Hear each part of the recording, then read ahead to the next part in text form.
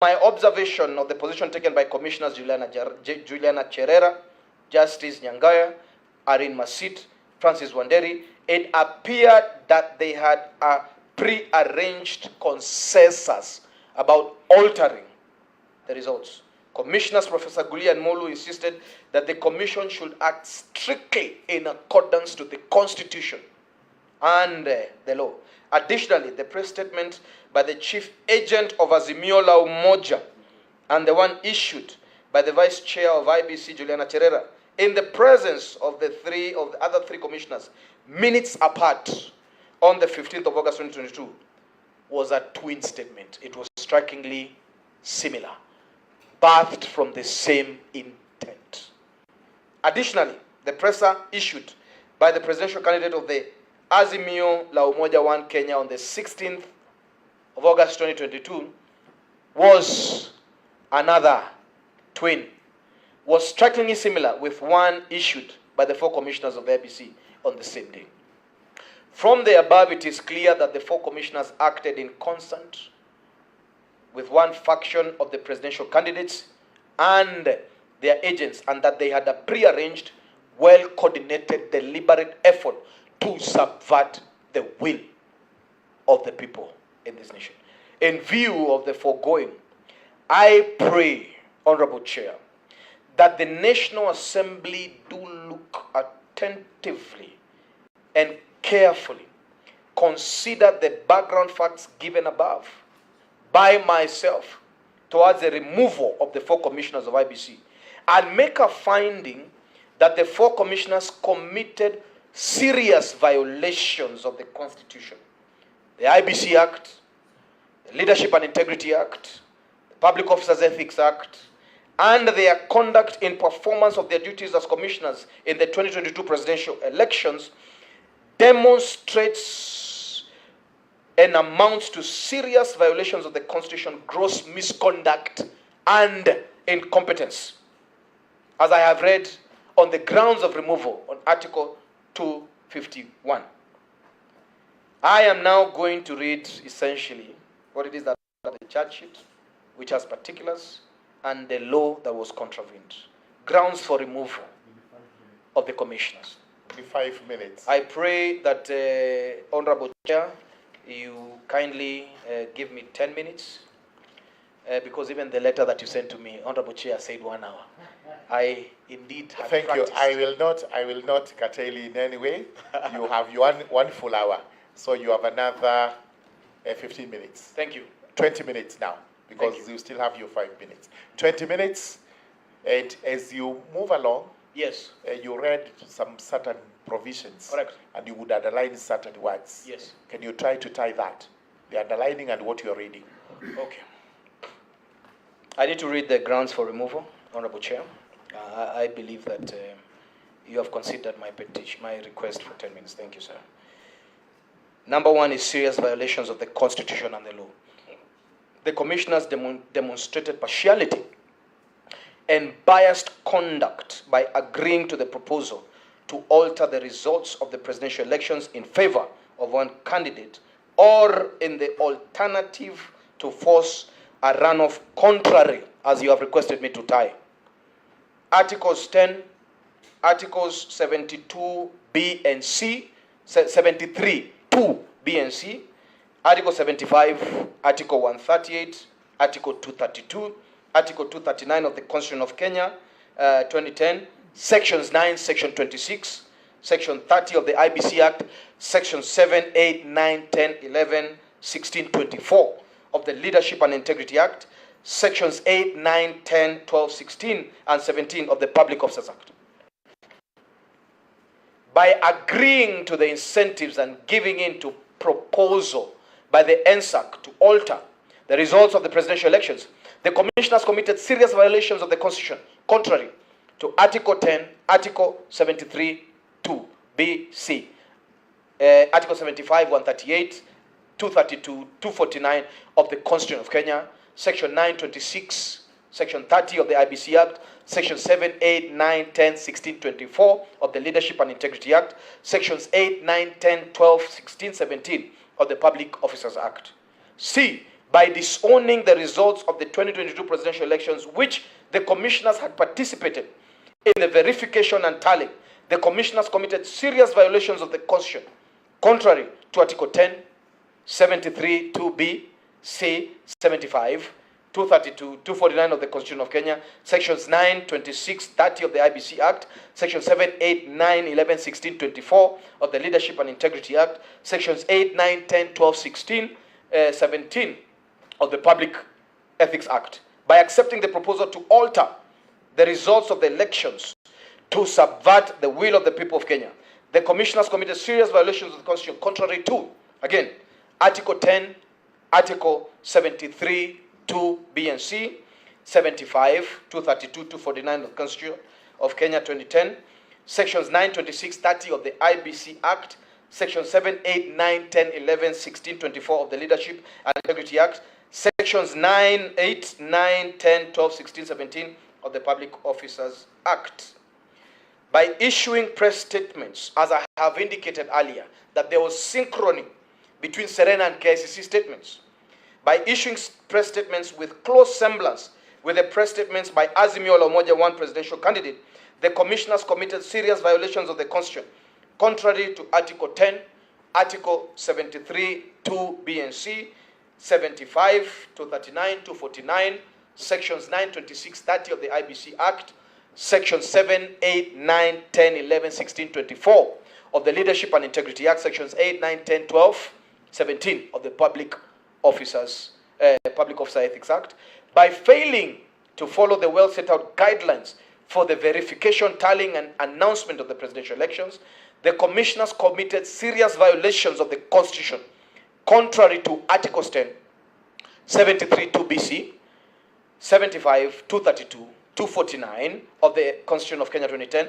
Sections 9 and 26 and 30 of the IBC Act, Section 7, 8, 9, 10, 12, Section 7, 8, 9, 10, 11, 16, 24 of the Leadership and Integrity Act, Sections 8, 9, 10, 12, 16, and 17 of the Public Officers Act. The second charge is on gross misconduct. A, by concurring to support the unlawful attempt to alter the results of the presidential elections in favor of one candidate, or in the alternative to force a runoff, the commissioners committed gross misconduct contrary to Section Articles 10, 73, 2 BC, 75, 232, 249 of the COK 2010, Sections 9, 26, 30 of the IBC Act, Section 7, 8, 9, 10, 11, 16, 24 of the Leadership and Integrity Act, Section 8, 9, 10, 12, 16, and 17 of the Public Officers Act.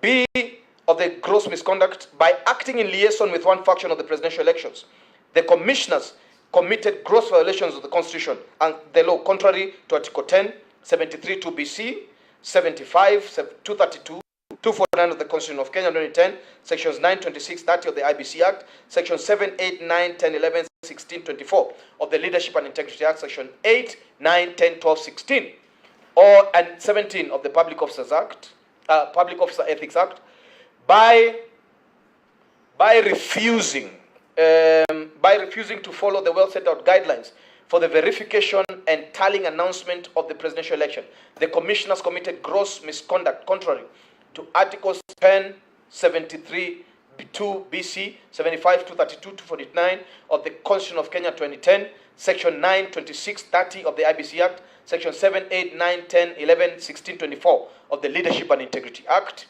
Section 8, 9, 10, 12, 16, 17 of the Public Officers Ethics Act, by swearing affidavits in support of petitions challenging the presidential elections.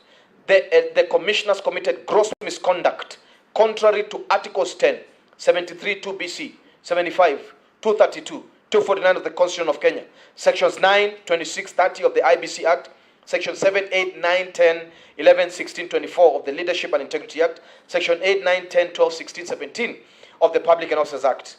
Third charge, incompetence. By agreeing to the proposal to alter the results of the presidential elections in favor of one candidate or in alternative to force a runoff, the commissioners demonstrated incompetence contrary to Articles 10, 73, 2 BC, 75, 138, 10A, 232, 249 of the Constitution of Kenya, Sections 9, Section 26 and 30 of the IBC Act, Section 7, 8, 9, 10, 11, 16, 24 of the Leadership and Integrity Act, and Sections 8, 9, 10, 12, 16, and 17 of the Public Officer and Ethics Act. B, by failing to follow the set out guidelines of the verification and tallying announcement of the presidential elections, the commissioners demonstrated incompetence contrary to Article 10, 72, 73, 2, B, C, 75, 138, 10, A, 232, 249 of the Constitution of Kenya 2010, Section 926,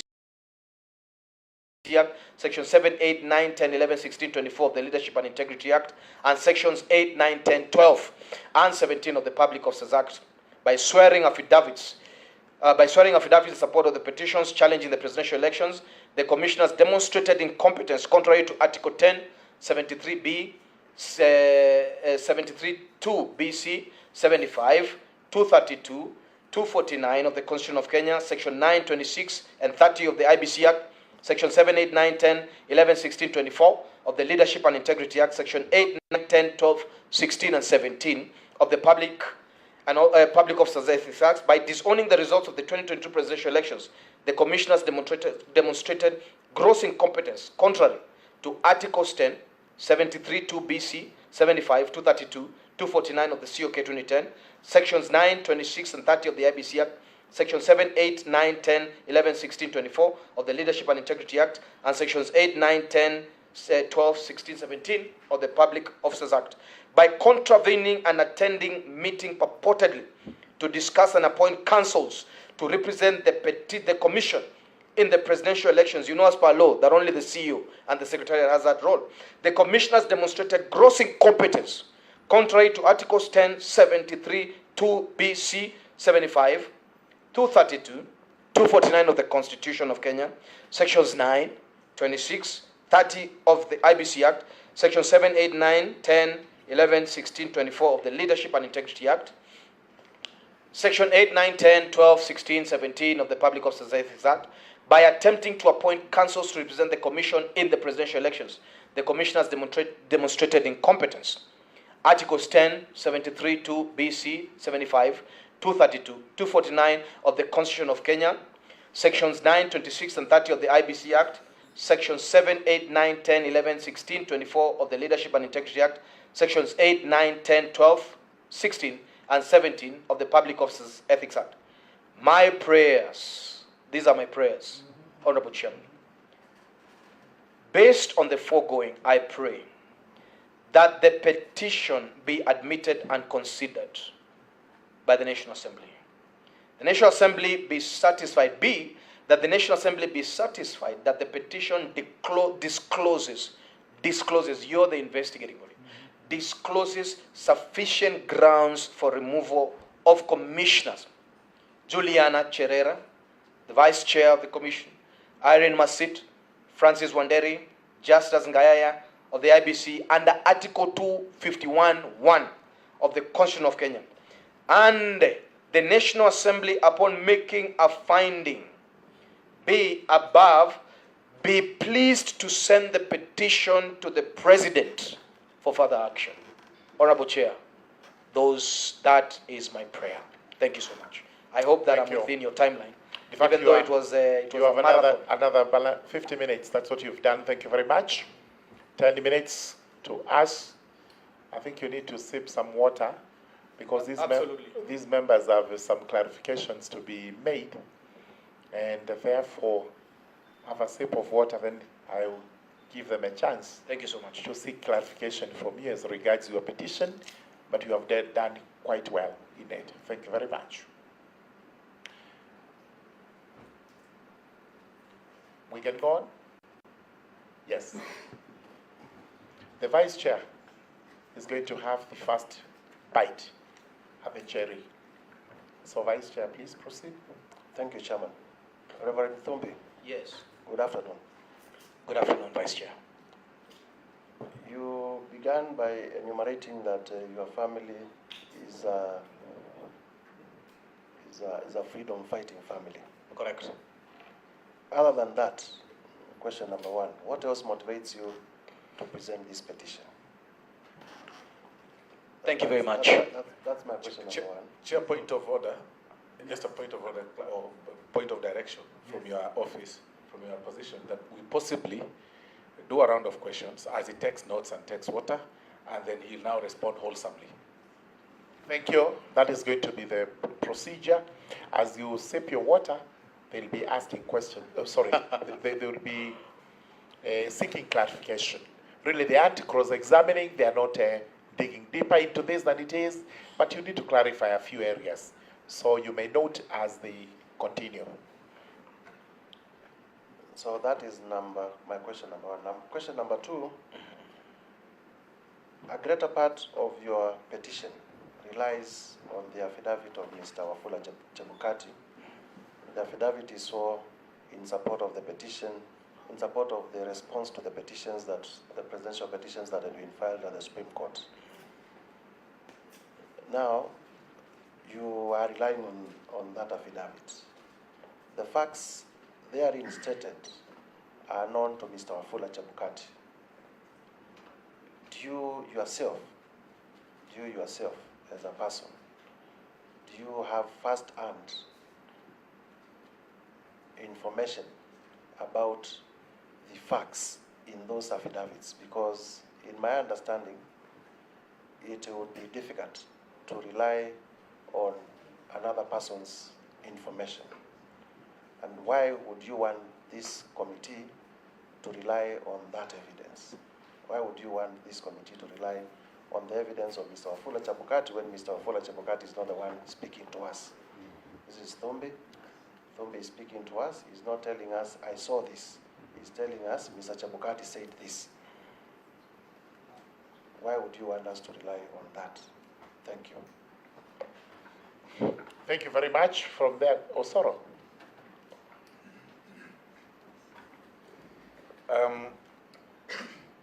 Honorable Chair, with your indulgence, I have also a round of questions based on what Reverend Thumbi has presented.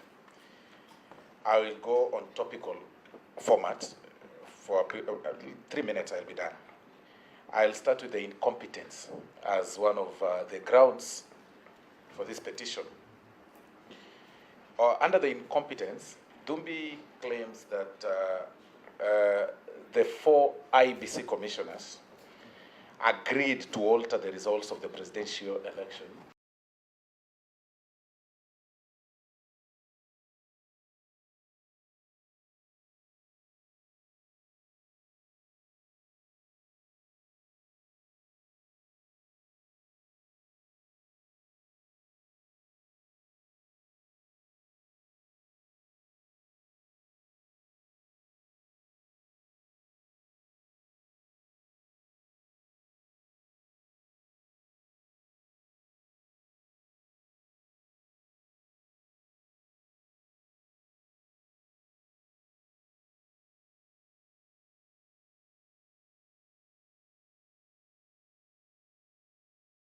in favor of one candidate or in the alternative to force a runoff. They agreed.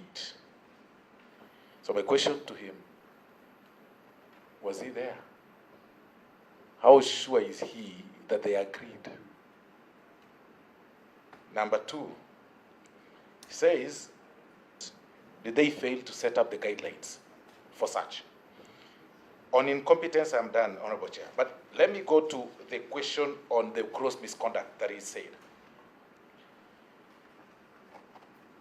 Again, on gross misconduct, Chair, he claims that the 4 commissioners acted in liaison with one faction in a presidential election. What is the evidence? Is there evidence that showed? Are there pictures of meetings that I had? How did they act in one liaison? How did they act in favor of one faction? Because, again, he relies on the statements of, like Vice Chair said, on the affidavit done by Wafula Chebukati. I mean, really, would we generally assume that whatever Chebukati said is gospel truth and we should disown whatever they had written, or rather their counter affidavits to that effect? And finally, Chair, there's a thin line between freedom of expression and what is defined as possible gross or misconduct of a public or state officer as enshrined by under Article 73, 1 and 2, thereabout. But I want to draw Dumbi's attention on Article 33 on the freedom of expression. Where do we separate, or rather, how do we get to the point of where a state officer is limited of his right of expression and now acts as a state officer? Because at this point, if we rely on the press conference that the commissioners gave in Serena or did in Serena Hotel, could we define that as freedom of expression, or were they working within? Because one would argue that they were not within the gazetted area of Bomas of Kenya, which was the gazetted, IEBC tallying center. So they were outside Bomas of Kenya, which is not a gazetted a tallying center, in a hotel, possibly having tea, as Kenyans, and they expressed themselves. Where do we draw the line between freedom of expression and gross misconduct of such? Very good. Thank you very much. Let's just have those ones answered, then we take another round, because that's quite a mouthful. They're quite a good number, and I hope, Reverend, you've noted all of them one by one, and in a very, very quick manner, you are able to answer. You may start. Thank you very much, Honorable Chair. I'll start with question number 1 from the Vice Chair. My motivation to this petition, other than the fact that my grandfather was a freedom fighter, the Constitution and the law is for the living, and the living must be allowed then to set the dictates of their civilization. And I owe it to myself and to the public and to this nation to be a guardian of what is moral and ethical. And therefore, wherever I see something that will amplify a wrong trajectory towards this nation, something that will wound our serenity, our security, our fragility, then it is up to me as a shareholder of the constituent power to respond through various instruments and institutions so that that thing can be corrected. So therefore, it is beholden upon myself as a Kenyan to be the first one that policies ethics and morality. I don't just practice voting and I go home. I practice constitutionalism all year round. And because I have to demonstrate to my sons and my daughter that you have to define the standard of civilization within your space. And lastly, of course, I am motivated by the great monarch of heaven. As a servant of God, it is enshrined in my spirit that I have to respond to every darkness. Because as light, it means that any darkness in this country is there because I have not responded to it. Thank you, Honorable Chair. I pray that that is satisfactory enough to answer that. Reliance on any other thing other than the fact that other than the affidavit of the chair, and that's Honorable Chebukati. This affidavit of the chair was adduced under oath. And not just that, it is part of a successful litigation. When you look at the jurisprudence that the judgment brought forth, what would you rely on? You need to rely on all the submissions that were correct at the end of the day. This assembly is beholden to itself to look at the judicature that was brought about, the civilization that the Supreme Court, the highest court in the land, says that this is what happened and we take this essentially as the truth. And in any way, in the tribunal, if you ratify that to the president, the chairman himself in person, I believe, then will be able to tell us, and whoever who is implicated, the tribunal will be able to call them forth so that they can either defend or thereabout. And at the tribunal, I believe that there's going to be adequate evidence that will be provided on the same to support the majority of these things. On the aspect of, so essentially what I'm saying is that the affidavit by the chairman gives us a chronological aspect of what led to the events on 15th. And it's very important for me to say this, Chairman, that I was present at the bombers of Kenya. I witnessed the chaos. I witnessed the entry of NSAC. I was there all the days. I witnessed their entry at the end of the day. So this is not hearsay. I was part and parcel of when that scuffle happened, when somebody essentially tried to eliminate the chairman, when the CEO himself received various wounds. It was an assault and an attempt. Chair, kindly, not to interject.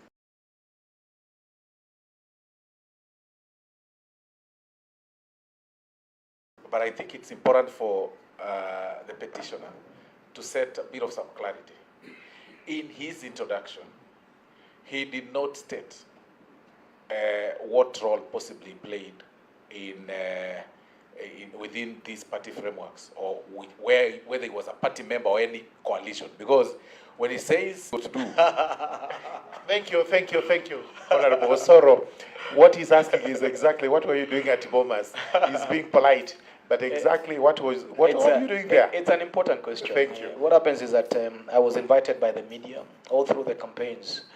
I was a political analyst, and therefore, within the framework of Bomas, I was essentially invited by the media to come and, of course, give my views thereabout.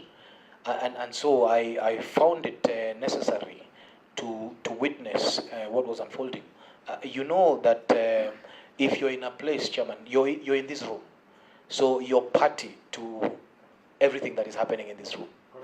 And I found myself in Bomas every night. I think other than one night. And therefore, as an analyst invited by the media, I was party to majority of these dealings as a person who was present there. I was not there on behalf of UDA, and I mentioned I had never been a party official, other than the fact that I was a party official at Agano. I am not a party official of UDA. I don't administrate. I wasn't there on their behalf. It wasn't them that had invited me. It was essentially the media. And so, even I was there essentially as a guest of the media, not as a police officer or anything of the sort. Thank you.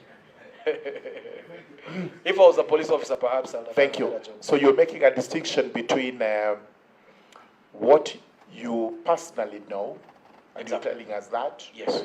plus vis-a-vis what you have information on from the affidavit that was produced in the Supreme Court. Correct. Okay, Correct. Just carry on and answer the questions. We'll finish, then we take another round. I think I've answered on the incompetence as agreed. I think essentially every Kenyan, other than those of us who are present in these places and heavily engaged as a political analyst, we witnessed all these dealings and pleadings. We saw the statements. There were even memes on internet that was going everywhere. This information is available on YouTube, it's available on Facebook, it's available within the various media entities. The conduct of the commissioners, essentially, is what set the permutations to the contested elections, presidential elections. And not just that, Chairman, that conduct, if it necessitated the absence, or if by way of violence, the chairman was removed from the face of the earth, God forbid, then this country would have fallen not only under constitutional crisis, there would have been chaos that would have navigated us outside the constitutional framework into a political process, like what we witnessed in the Cherera process or many other things. It would have taken long to convince politicians to shake hands, therefore, because we would have fallen outside the constitutional framework. And therefore, the aspect and the question of incompetence and I combine that with the fact that they failed to set guidelines. At that point, the management of the NTC and the pronouncements of the presidential election, the commissioners were beholden amongst themselves not to introduce chaos within themselves. And these are the guidelines that guide them to make sure that we have a level of tranquility that establishes a proper framework and guidelines to the announcement of this election. But I have demonstrated in my petition the contestations, the lack of centrality, the lack of them adhering to the guidelines and constitutionalism, then set us on a pace that was not good for this country, Honorable Chair. And that essentially also answers the fact that whether they acted in concert. I'd like to answer the question on the separation on the right of expression vis-a-vis conduct of a state officer. And I think essentially it's absolutely important for me to refer to Article 33.3, as Honorable Soro has alluded, which says that expression shall respect the rights of others, such as contenders in a presidential election. The right to express themselves offended the majority of the voters. And not just that, it also offended the contenders of the elections, essentially. I cannot declare that I suddenly want to walk in CBD spitting and naked because I feel like expressing myself at the end of the day. My rights go as far as the rights of the other person go. I cannot dictate or conduct myself in an uncivilized manner just because I feel like expressing myself. And our constitution clearly defines the conduct of a state officer. Article 10 of the constitution indeed specifies the mannerisms at which government ought to conduct itself. And government is not amorphous. Honorable Chair, we can say you're a government officer. You must conduct yourself in a way that respects our constitution and in a way that respects the rights of others. So, Honorable Chair, I believe that I may have adequately answered. I may not be a government officer, but I'm a state officer. State officer, correct. That you must admit. State officer, yes. All right, let's take another round from Kagushia, then we go to the Honorable Jane Maina, then we go to the Honorable John Makari. Very good. Thank you very much, Chair. I will be very brief. Reverend Dumbi, in your response to one of the questions that Honorable Soro has asked, you have stated something which is a little bit shocking, that you were there and you witnessed even when they tried to eliminate the chairman. Are you saying that the four commissioners attempted to eliminate the chair, or in any way were connected to a scheme to eliminate the chair? And how did that happen? You also state in your charges here, you have gross misconduct, number 2B, by acting in liaison with one faction of presidential elections, the commissioners committed gross violation of the Constitution and the law contrary to articles, and you have stated all of them.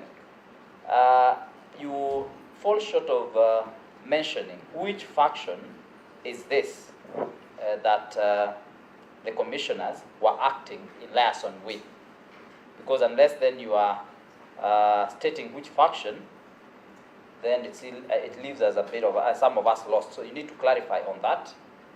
And of course, lastly, I don't know whether in your presentation, in any way you find that the way the four commissioners were hired or were brought into commission had anything to do with their actions during and after the election period. And I don't know whether there is any connection from where you stand, maybe with the party bigwigs also appearing in the committee sitting this morning as the investigation is done on the four commissioners. Thank you. Thank you very much. Oh, my apologies, Chair. There is Honorable Jane Maina Kirinyaga. Let's hear from her. Thank you, Chair. You're my neighbor. I come from Kirinyaga County. Absolutely. My mother comes from there. That was a well-detailed presentation. I'll just ask 2 questions. You've said that the Constitution of Kenya 2010, the Public Officers Ethics Act, promotes responsibility and impartiality.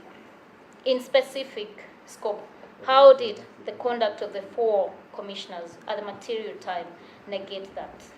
Thank you. My second question, could you tell this committee whether you exhausted all legal channels before filing this instant petition with the clerk? Honorable John Makali. Thank you. Can do it. Thank you. Thank you, Chair. First is to appreciate the presentation and just seek clarification on 3 issues. At paragraph 51 in the petition has clearly set out the provisions of Section 30 of the IEBC Act that actually impose criminal sanctions on any actions that will actually subvert the Constitution. Now, is he aware or has he made any report to any police station or any other place to pursue criminal penal sanctions as against the alleged 4 commissioners? 2, you have borrowed extensively from the Supreme Court decision, the affidavits that were there. If you look at the quotation which you have taken at paragraph 61, the Supreme Court indicted the commission. It said you cannot subvert the will of the people for what it clearly says, the dysfunctionality of the commission. Correct. Both yourself and myself know the number of the commissioners in the commission. Why have you settled only on the 4 commissioners when it acts as a college? Then finally, if we look at your presentation and specifically at paragraph 67, you make a very, very serious finding which I will want to clarify. You say, which has also been alluded to by my other colleagues, that it's clear that the 4 commissioners acted in concert with one, which means you are implying a conspiracy of sorts. Do you have really any details of any of these conspiratorial meetings that were actually held to support up that particular clause, or else it be expunged from this petition? Thank you, Chair. Thank you. Reverend, you may take those ones, then I will maybe take the last bite at it, and then we can leave it at that. Thank you very much. You may respond to those from 3 honorable members. Thank you very much. The first one is based on the confession that I made. Honorable Kagusha asked whether I have any evidence whether the chair was, whether the 4 wanted to eliminate the chair. I was there in person and on the 15th. And I can tell you, when the chaos broke out, several things happened. The first thing that happened was a push towards the office of the chair. And when that failed, I'm talking about a push specifically by the presidential returning officer of Azimio. When that failed, he came back to the plenary and initiated violence and called for enforcement back to the chair's office. And again, when that happened, and the chair came out now to announce, the presidential returning officer stood right in front of the chairman. And when the security team tried to push him on the side, and the chairman sat down, and the reinforcement from Azimio came through, the assault was targeted to the chairman. I'm saying this because I'm under oath. Sorry, you mean the presidential returning officer or the presidential agent? The presidential agent. The presidential agent of Azimio. I believe his name is Kachori. I was there with him for many nights. The assault was targeting the chairman. Chair, just clarity, and I think is a very interesting. Is giving a very interesting analogy. Yes, Honorable Soro, yes. Very, very What is it you want to be clarified? No, he says that the presidential agent for Azimio called for reinforcement. And I need a bit of clarity. Reinforcement. From where? Does it mean from police officers, goons? Who are these people? I mean, how do you call for reinforcement? I mean, really, we need to understand this thing because it's now very more confusing, actually. Reinforcement from, thank you. That's, I think clarity is key. I'll offer clarity going forward. Reinforcement from members of Azimio who are present. Chair, I believe that I don't have to mention them in person if you require me. I will mention a few of them, but I believe it's not necessary. To that extent, I think we get what reinforcement was. And that's the reason why the tribunal will offer this information. The assault was directly, I believe, in my clear professional analysis, to incapacitate the chairman, to take the announcements that are certificate, and to make it impossible for the chairman to announce the elections. Now, chairman, you know that there's a conversation that is going on that this is to prevent the vice chair from taking over the commission. The vice chair does not qualify to be the chairman of the commission. The chairman of the commission must be the level of a Supreme Court judge. And therefore, when you take away the presidential returning officer, then you make the commission or the announcement impotent. And there's no presidential elections that would have been announced. So if the chairman was incapacitated, at no point would he have verbalized the elections. Then what I had one of my brothers from the legal field say is the constitutional crisis. That is a real constitutional crisis that we would have got into. And of course, even when you look at the way the law medicates it thereabout, we would have been in several problems here. However, I witnessed this myself, and the assault was to make sure that the chairman is capacitated, that he does not get to announce. They destroyed the speakers, the microphones, and the chairs. However, a reinforcement from the police, I believe GSU that were patrolling the periphery, who had come to take lunch at a restaurant that was close to the plenary, offered a reprieve, and would have been in intense problems if that reinforcement never happened. And I believe that this answers your question adequately. Chair, yes, the attempt to answer that question is quite good. But again, what is the connection between that whole scenario, as you have put it, with the four commissioners? They set the permutations what in do place. The four commissioners have to do with this?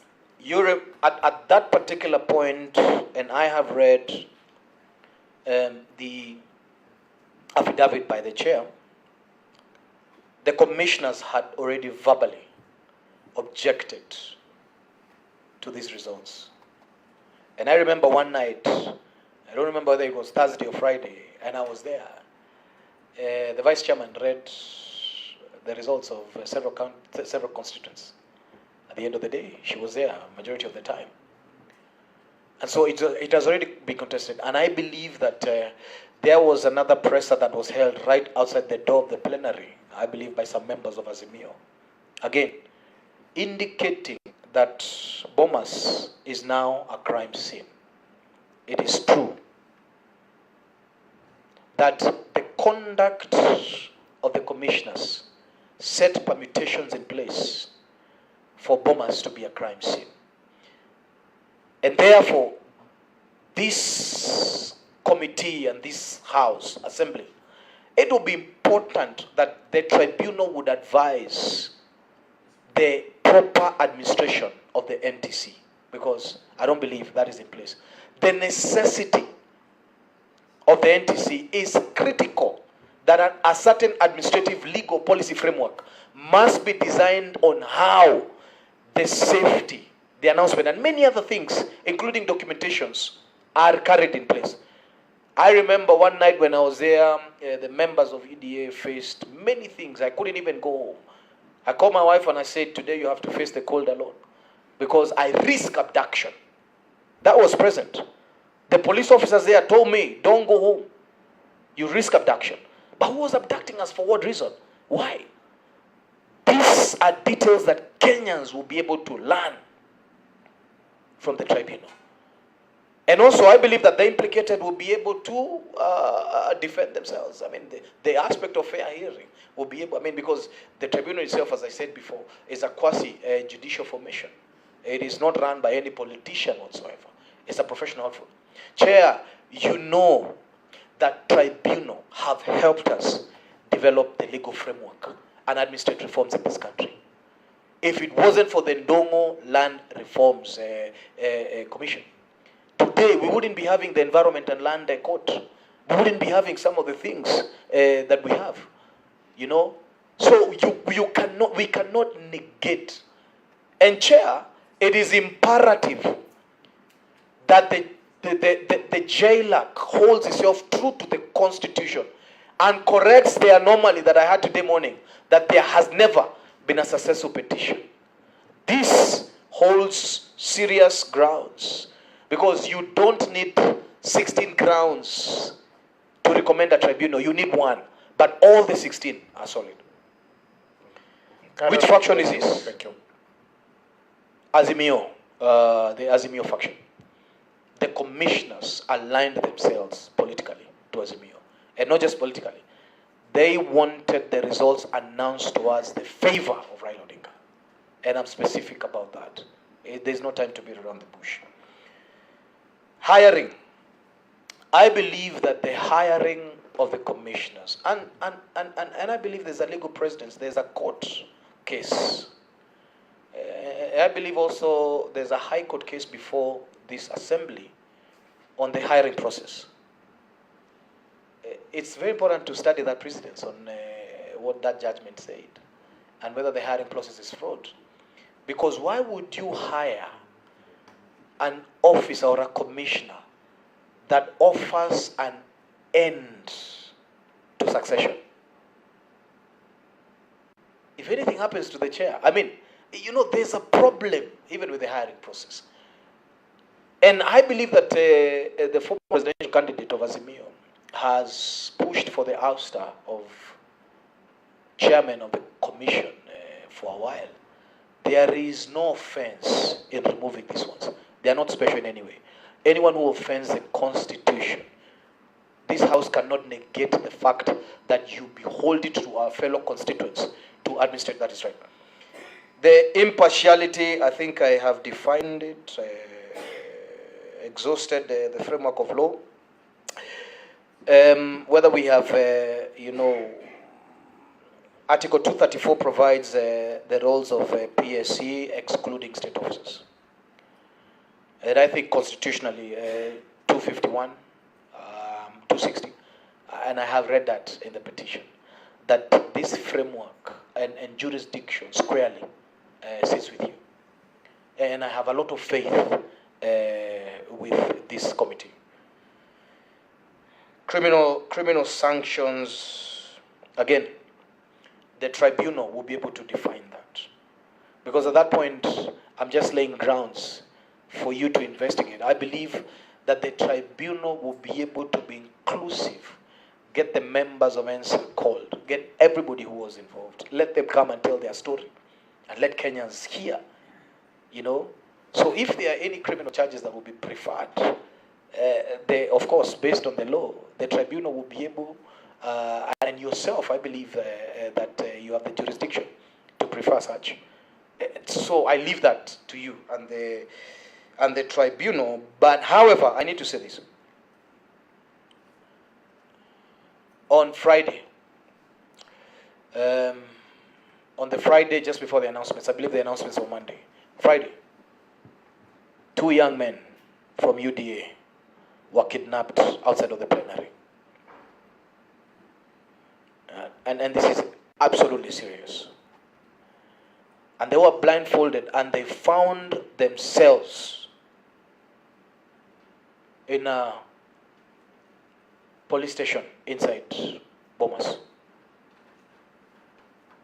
And the person who was perusing what they were carrying is a member of this house. Is a member of this honorable house. What she was doing in a police station as who, we don't know. But these two young men, they are available. I believe they will be part of they will come and give their story. You know So that. essentially, Is that within your knowledge, or it's within my knowledge because I was there. I was there. So what I'm saying is that there is a lot of criminal capability, not just for the 4 commissioners. We are talking about a horde of people who had captured this nation for their own expediency. And as long as that conduct is retained, Honorable Chair, this nation shall not be ultimately free. It pains me that people think this is for political expediency. Since when? Since when did we want to shield purported criminals? I mean, if somebody can be bought, Honorable Chair, if the president currently is corrupt, then it means that if he knows they have a price, he can as well buy them. Why do you need to remove them? Why do you need to straighten a commission? But we owe it to ourselves in this country to ensure that IBC is independent. And I know, Honorable Chair, that this committee will do that favor to us as Kenyans. The 4 commissioners, I believe you asked that question, sorry. If I remember it well, is a question on quorum and the judgment that the IBC said on the same, which of course offends many articles of the Constitution. The IBC is not a body that can vote. On quorum basis, they cannot decide the fate of the country. They cannot, and I believe the basis at which that quorum was established in that way is to be a safety net to some of these boardroom dealings. Because God forbid that the sovereignty of this nation is at the purview or the fingers of 7 people. The constituent power of Kenyans must always be respected at the end of the day. And it ends at the polling station. What Kenyans decide at the polling station, there is no institution.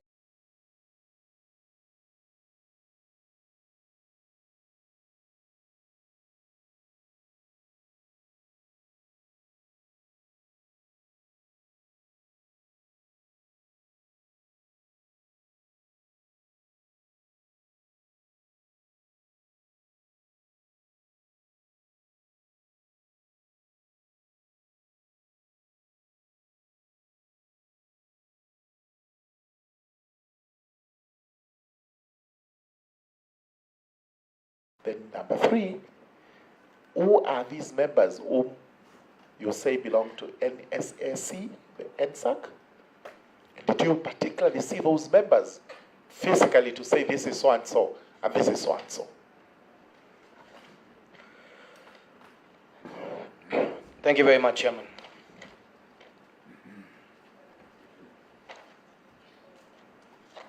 There was a particular order that was issued at the gate to a particular GSU officer who was supposed to ensure that members of UDA don't come as many as possible. I'm saying this because these are facts and I was there. But I saw the entry of NSAC and the members are as mentioned, those ones who came by Chebukati's affidavit. I told one of the colleagues that we were with that I have seen these people entering, and at the results, I believe they were supposed to be announced at 2. And why am I saying that? Because everyone was seated at 2 p.m. The diplomatic corps, the faith, the fathers of the nation who were seated right behind the chairman. We were all seated. But I did an entry at about 12. And as usual, I was doing some rounds on the field. and I saw the entry of NSAC. 2 vehicles that accessed this place. So it is not hearsay. I told one of my colleagues that I believe that there will be a delay in announcement because I have seen the entry of these people, and we waited, and there was a delay indeed. And so this is something that I witnessed, and those ones who you're asking me who they are is exactly as what the affidavit of the chairman cites. Yes. That is sufficient. That is sufficient. For as long as you confirm, you saw and you confirm what the affidavit says is within your knowledge. If you'd like me to repeat the affidavit, I can. Because you read it, we may deal with it. We shall have a look at it. But Chair, it's important for us to know the names. All right. If the members wish to know the names, please, before you give out the names, and you answer that, how did you know they were members of NSAC? Because that you may have read from the affidavit, but yourself, did you know? Or you just saw some people and you said they're there? So answer that. Chair, when you spend time around some circles in this country, you'll be able, I mean, if you're a medic, you're able to tell the look of a doctor or an ambulance thereabout. And therefore, these are public figures, and we exactly know what it is that they do. Even the entry, the clearance at the gate, identified them as VVIP to a certain nature. The vehicles they were driving in identified them to be of a specific nature. And the affidavit agrees that the meeting with the NSAC delegation, it was a delegation by the NSAC, started with a round of introduction. The delegation was led by Mr. Kennedy Kiara, Principal Administrative Secretary of the Office of the President. The other participants were Kennedy Ogeto, Solicitor General, Mr. Hilary Mutiamba, Inspector General of Police, and Lieutenant General Francis Omondi Ogola, Vice Chairman of the Defense Forces. Do you personally know two specific vehicles? Do you personally know these people? I personally know them. These are public figures. Thank you. Yes. They are common faces in the public. Just as a matter of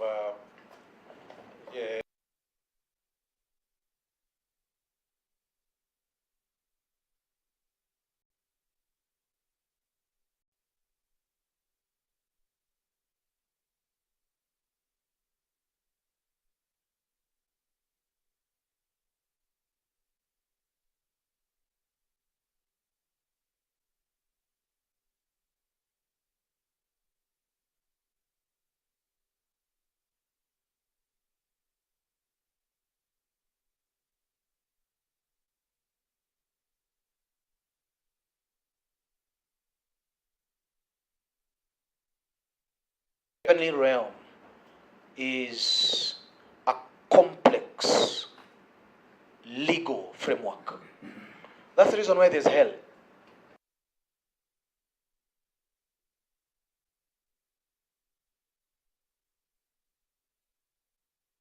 Kenyans. I believe that they have the opportunity to ask for forgiveness if they are found culpable. To the millions of Kenyans would have thrown them off. Who knows when 1,100 Kenyans died from political violence in 2007, when 900 Kenyans, majority of them women, were subjected to rape and other demonic ordinances. To date, there has been no apology offered.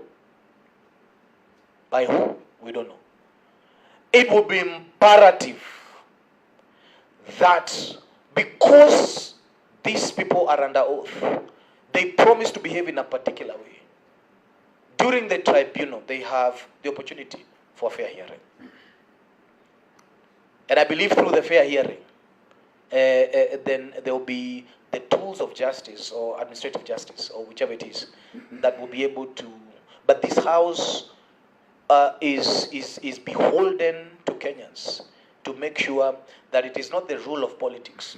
We are not the wild, wild west. It is the rule of law. And the rule of law, it means that every man must carry his cross. So you're saying repentance first? Yes.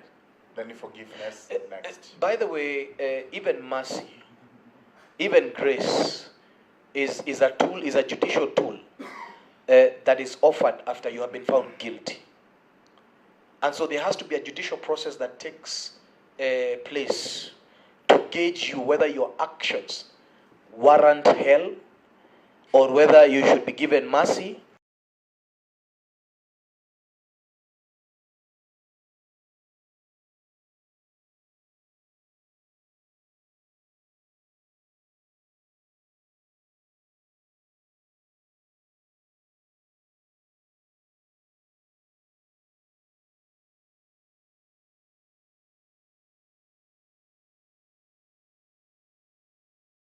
Committee ever requires you to appear before it again, for whatever reason, please make sure you are available and you will come so that you can satisfy the committee on whatever issues they may require you to satisfy them.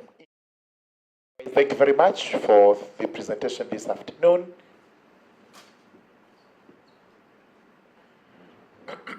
On Monday and Tuesday, we've set it for the respondents. And it's vitally important that possibly you hear what their defense is. And we confirm we'll afford you an opportunity to cross-examine them. Thank you. Right? I'll be here. Because then they forwent their right to cross-examine you this morning, and that is not going to be reopened, but you will have a right to cross-examine them if they choose to appear before us and offer some response to whatever you've said. Thank you. Otherwise, we notify you it's at 10 o'clock on Monday and Tuesday. Thank you very Thank you, much. Chair. I was given a book to write before I take it away, and it becomes stolen goods. That becomes a gift to you. It becomes a gift but to me. it doesn't in any way reflect anything. Thank you. Purely it was for I you just to wanted make it your to be on notes, record. and you may keep those notes for your future reference. Thank you so much, Honorable Chair. Thank you.